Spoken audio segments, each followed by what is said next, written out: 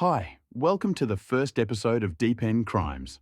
I'm Palla, and I'll be your guide through various true crime cases, trying to dig into them and shed some light on these dark mysteries. So let's kick things off with the Meredith Kercher case. Why this one in particular? Well, it's one of those I've really delved into, among many others. I picked it because it's kind of one of my favourites, if you can say that. It's a puzzle wrapped in a ton of evidence and clues. What makes it even more intriguing is the certainty that someone was in the house that night.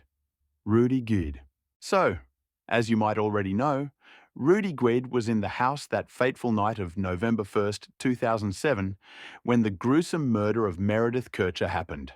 However, Guede is only convicted of being an accomplice to murder, along with Amanda Knox and Rafael Solicito. The surprising thing is, later on, Amanda and Rafael get acquitted, while Rudy doesn't. Truly a case that seems to change its tune every 5 minutes. Now, I want to delve deeper into what happened to Meredith, but to do that, we got to fast forward to the next morning. Actually, it's important to note that the tragic event kicks off the next morning, around 10:30, not exactly at the crime scene, but at Rafael Solicito's place. Raffaele wakes up. Though we can't be entirely sure, it seems he was sleeping with a young American woman named Amanda Knox. They've only known each other for about a week, but already they seem inseparable. Amanda, from Seattle, is in Italy for studies, on Erasmus, just like Meredith, her English roommate.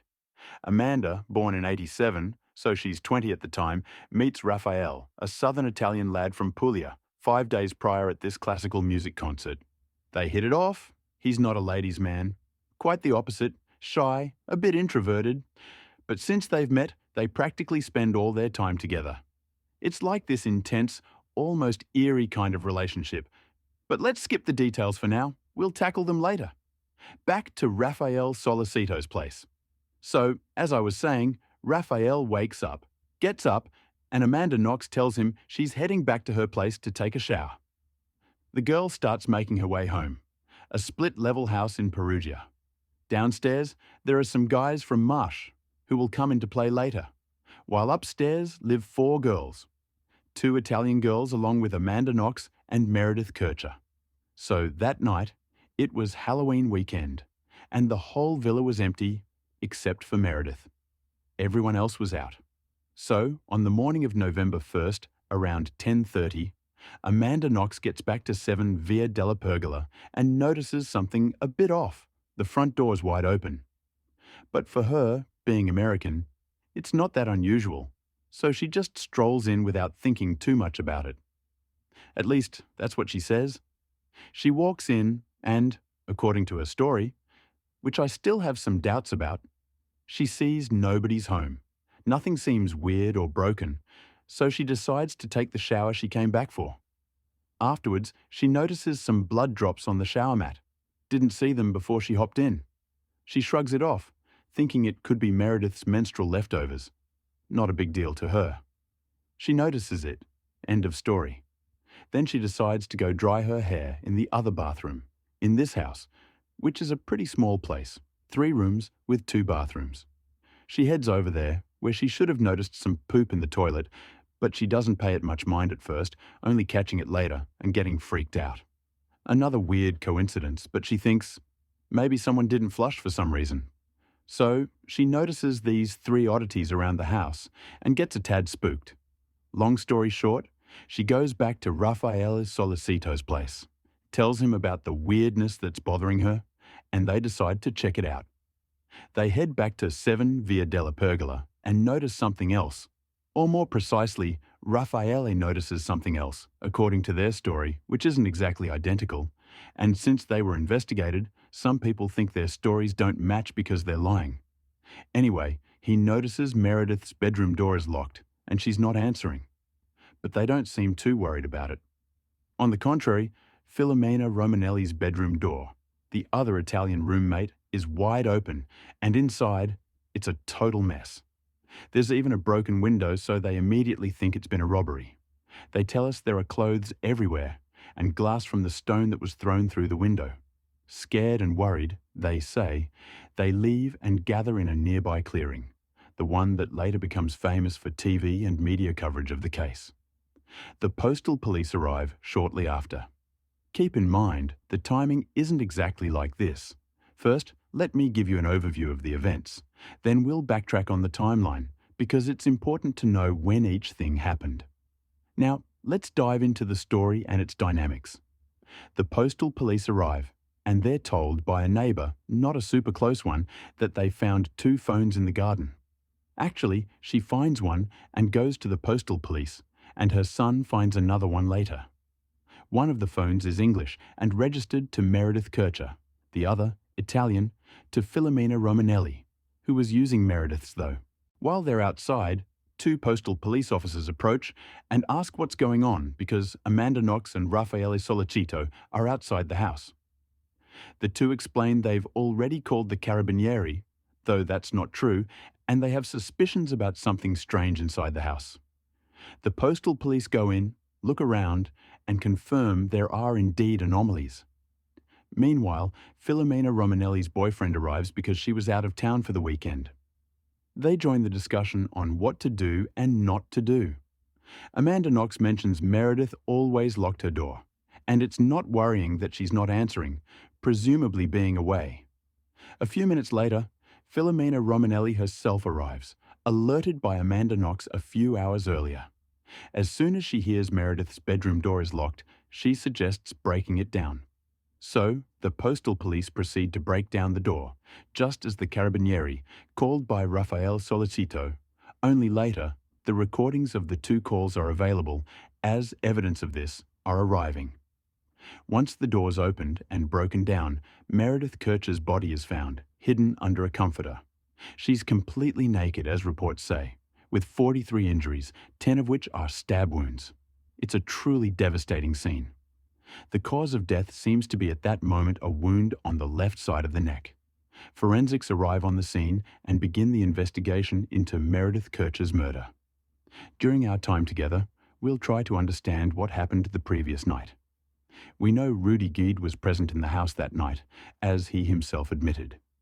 Despite his numerous lies, he claims right from the start that he was there, and the DNA evidence on the feces confirms his presence at the crime scene.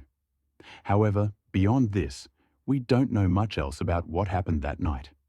Investigators, naturally, relied on the evidence collected to construct a plausible narrative of events. The first thing that strikes the investigators is the obvious mess in Amanda Knox's room. It's the crime scene, bloodstains on the walls. It's truly distressing. However, in the next room, Filomena Romanelli's, the situation is equally odd. They immediately notice nothing's missing. The computer, jewelry, and some cash are all in their place, despite the mess. But the strangest thing is the position of the window glass.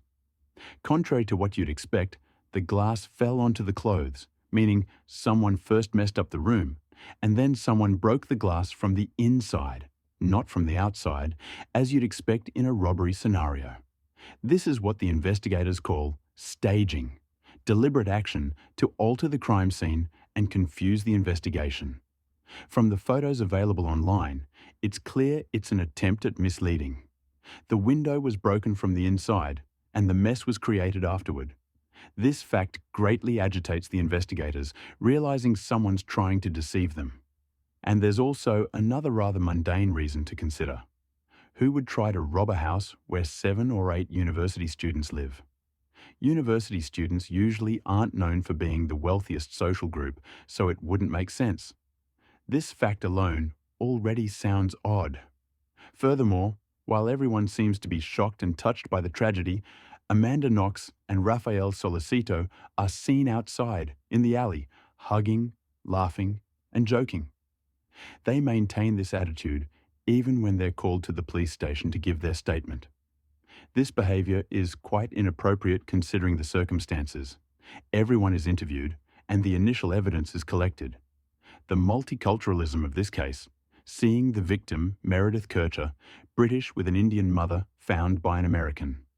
The brutality of the murder, particularly heinous, with insane wounds and a presumed rape, we'll delve into this aspect in the upcoming episodes, sparked huge media interest, similar to the Yara Gambirasio case. These two murders are among the most discussed in the history of the Italian Republic, along with the one in Cogne. So, the investigators, being in a relatively small city like Perugia, are in a hurry to find culprits, or rather, suspects. They soon realize that such a brutal murder is unlikely to have been committed by just one person. Especially surprising is the fact that Meredith Kercher, a young woman of about 20 and very athletic, having practiced martial arts like karate, shows no signs of defense on her body. This is significant considering the attack was carried out with knives rather than firearms. Experts widely agree that two knives were used, as the wounds on Meredith's right and left sides are very different from each other. This suggests that two blades were employed, and consequently, the presence of two individuals during the assault is hypothesized. Usually, in robbery situations or clashes with knives, victims commonly have defensive wounds on their hands or arms. The fact that Meredith lacks such wounds leads investigators to suspect there were at least two, if not three, people involved in the attack. Therefore, the investigators' focus shifts to finding two or more murderers. A hypothesis entirely reasonable as far as I'm concerned, and we'll explore it further in the next episode. The behaviours of Amanda Knox and Raffaele Solicito are considered quite strange and not entirely consistent with the situation. Then, one night, specifically the night of November 5, 2007, the police reach a turning point, about 3 or 4 days after the murder. That night, around 9 p.m., Raffaele Solicito is summoned to the police station. Attention, not Amanda, but Raffaele. When this happens, Amanda is with him and decides to go along. Initially, Raffaele confirms Amanda's alibi, stating they were together at his place that night. We smoked some weed, had sex, watched Amelie, and fell asleep. Just a chill evening. However, when the police start pointing out discrepancies in his stories, something unexpected happens. Raphael spills the beans, admitting he lied and was influenced, convinced by Amanda to provide false testimony. Like saying, "Actually, she wasn't home with me. She left around 9 p.m. and came back around 1 in the morning." This revelation throws light on the investigators, who see Amanda's alibi vanish and think it was her. Meanwhile, she's chilling in the police station hallway, doing yoga, some stretching, and studying. Right after hearing about him, she gets whisked into the interrogation room, and that's where a crucial moment of the investigation kicks off. Here, she sort of confesses, later retracting it, claiming she was coerced. This interrogation becomes the key moment of the investigation, since it forms the basis of a confession that Amanda later disputes, saying it was forced out of her. But let's rewind to the station around 11:30 p.m. Amanda gets called in again, with interpreter Anna Donino present. The interpreter's presence is crucial because it's often said she's not there, but she is. And she tells Amanda that Raffaele revoked his alibi, sold her out. In plain English, he sold it, to use a colloquial term. At this point, Amanda needs to come up with an explanation for the change in story. She says she met her boss, Patrick Lumumba, at Piazza Grimana, about 3 minutes from Via della Pergola. Lumumba had a thing for Meredith, and Amanda claims she went to his place with him, and Patrick entered the house with the intention of assaulting Meredith. But things went horribly wrong. She says he tried to assault her, hit her, killing her. Meanwhile, according to Amanda's version, she was in the kitchen, covering her ears to block out Meredith's screams. Amanda tells this version to the investigators, first informally around 1 a.m., then officially at 5 in the morning, writing it down. Although the 5 a.m. version is questioned since many hours had passed, and Amanda was exhausted. Anyway, the news breaks, and the cops rush to arrest Patrick Lumumba. At that point, it seems like the case is solved, even though there are some inconsistencies in Amanda's accounts regarding whether Raffaele Solicito was in the kitchen or not. But at some point, she says, it all seemed like a dream, and the investigators interpreted it as, I was in a bad nightmare, something I'd never imagined happening to me. But she meant it like, it was a fantasy, not something real. However, On this and on a dynamic related to a text message exchanged between her and Patrick Lumumba, where he tells her there's no work that night and she can stay home, and to which Amanda replies with, "See you later," which in English means "see you later" or "later." However, this expression doesn't necessarily mean "see you soon," but can be interpreted as "we'll see each other in the future." Based on this misinterpretation of the message, the investigators decide to arrest Lumumba. Lumumba has a solid alibi. He was at work that night, and hundreds of people saw him. After Lumumba's arrest and his solid alibi, Raffaele Solicito starts juggling with his alibis, tweaking them slightly into various versions. There are about 5 versions of Solicito's alibi, all similar but with small differences. Some include Amanda, others don't. The timings change, the presence of a computer being on to watch a movie, and so on. We'll dive into all of them in detail, but not today, not in this episode. Today, I'll just give you a hint. Anyway, the changes are subtle but significant. Meanwhile, a few days have passed, and Patrick Lumumba has been released since he has a rock-solid alibi. In fact, Amanda Knox mentions seeing a black man whom she imagines to be Patrick Lumumba. However, the police discover blood traces and shoe prints in Meredith Kercher's room and, most significantly, manage to link these traces with the feces found in the bathroom. These pieces of evidence belong to a 20-year-old born in the Ivory Coast and adopted by several families in Perugia, whose name is Rudy Guede. The police issue an international arrest warrant for Rudy Guede, and it turns out he's in Germany. To track him down, the police summon a dear friend of Guede named Giacomo to the station and have him call via Skype. And now I'm about to wrap up because time's almost up, but I'll continue in the next episode. I've barely started. Rudy Guede isn't aware that Giacomo is at the police station during the call. The conversation between Rudy Guede and Giacomo on Skype, easily found on YouTube with transcripts, is very interesting because perhaps it's the most sincere. In this conversation, Guede tells his friend what happened according to his version of events, unaware that the police are listening. I think Rudy Guede is, even though I've always focused on Amanda Knox and Raffaele Solicito, especially after they were acquitted. But we have to start from an assumption. Reason about the facts, what we know for sure. That is, Rudy Guede was in the house. He says he didn't kill her, but he was there. Then when we start making various hypotheses, we'll see why it's possible that it wasn't him. But let's get back to that Skype conversation, which is crucial, and wrap up the episode with that. Rudy tells him he's in Germany and that he needs money. Giacomo sends him €50. I know it's not important, but just to give you an idea, Giacomo says, "Rudy, your face is everywhere. What happened that night? Were you there or not?" Guede responds with his version of events, saying that the night before, during the Halloween party, he had met Meredith Kercher at a club. The two already knew each other, had already seen each other around Perugia because Rudy was very friendly. He says very friendly.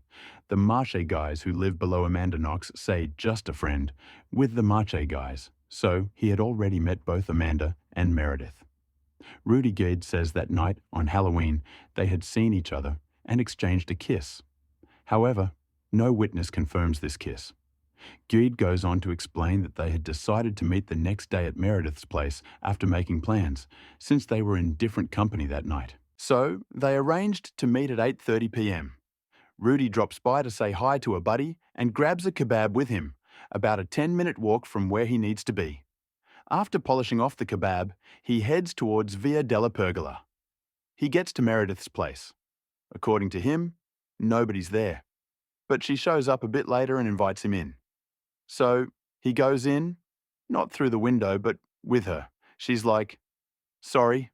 And he's like, "Look, I'm a bit thirsty because I ate that kebab." She's all, "Yeah, go ahead to the kitchen." And the kitchen and living room are connected, it's one room. He grabs some juice from the fridge. Meanwhile, she goes to her room to drop off her bag. She comes back a bit upset, he says, because €300 have gone missing from her drawer, and she blames Amanda Knox for it and says they're having arguments because Amanda smokes a lot of weed, is messy, spends a lot of money, and has a bunch of behaviours they don't agree on. Rudy says she's really upset at that moment because it's the rent money, and Kercher isn't rich.